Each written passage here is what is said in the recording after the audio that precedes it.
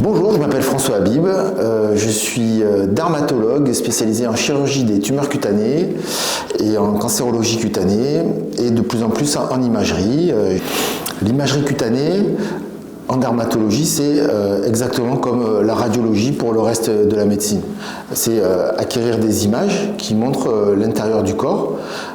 Sauf qu'en dermatologie, la peau, c'est petit. Donc l'imagerie cutanée, c'est obtenir des images de très petites choses, comme de la microscopie, mais en direct dans la peau, à travers la peau, sans pénétrer dans la peau, donc tout à fait de façon non invasive. Avec des instruments, on peut faire de l'échographie de la peau. Ça, l'échographie haute fréquence, ça se développe beaucoup. Ce qu'on fait beaucoup, c'est ce qu'on appelle la microscopie confocale ou de l'OCT. Ce sont des techniques qui permettent d'appliquer quelque chose sur la peau, de faire comme un microscope qui passe à travers la peau et qui donne l'architecture et qui permet de voir beaucoup de choses. Il y a d'autres techniques aussi qui permettent de visualiser par exemple uniquement les vaisseaux, uniquement la quantité d'oxygène présente dans le sang. Chaque technique a sa cible et permet de voir des éléments dans la peau. Alors ça, c'est un sujet qui est chaud. C'est vraiment quelque chose qu'il faut vraiment bien comprendre. C'est que l'intelligence artificielle est extrêmement utile et se développe à grande vitesse.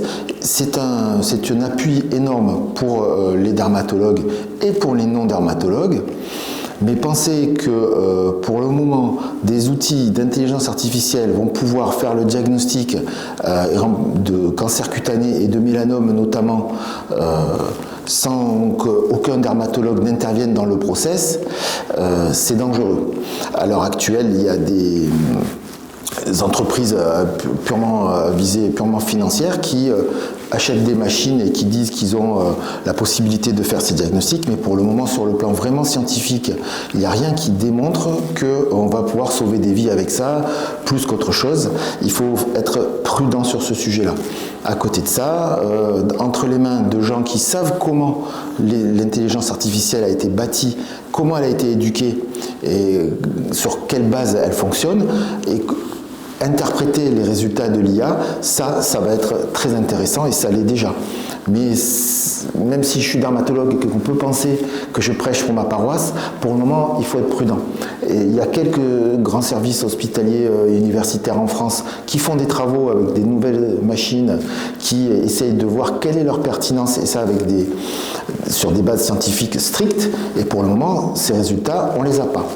Donc pour l'instant, grande prudence sur une lésion diagnostiquée par intelligence artificielle comme bénigne ou maligne à partir d'applis ou de solutions commerciales proposées notamment par des cabinets d'esthétique. Ça, je suis assez bien placé pour en parler parce que j'ai eu la chance qu'on mette à ma disposition un instrument qui permet de faire des diagnostics assistés par intelligence artificielle, qui permet de faire la différence entre différents sous-types de carcinomes notamment, avec une assez grande fiabilité. Et ça, c'est en train de se préparer et c'est déjà prêt, quoi. On n'attend plus qu'une seule chose, c'est que ça se généralise. Et pour les biopsies notamment, pour des lésions suspectes pour lesquelles, par exemple, sur le visage, on hésite entre quelque chose qui va nécessiter une chirurgie et quelque chose qui ne va pas avoir besoin de chirurgie. Avant, on était obligé de prendre un morceau de peau, de l'envoyer au laboratoire, faire une piqûre d'anesthésie locale, éventuellement un point de suture et attendre un certain délai. Maintenant, pour certaines sous-catégories de lésions, en posant simplement l'appareil sur la peau, on a une réponse qui est très fiable et qui peut permettre de faire une biopsie qu'on appelle optique ou biopsie digitale.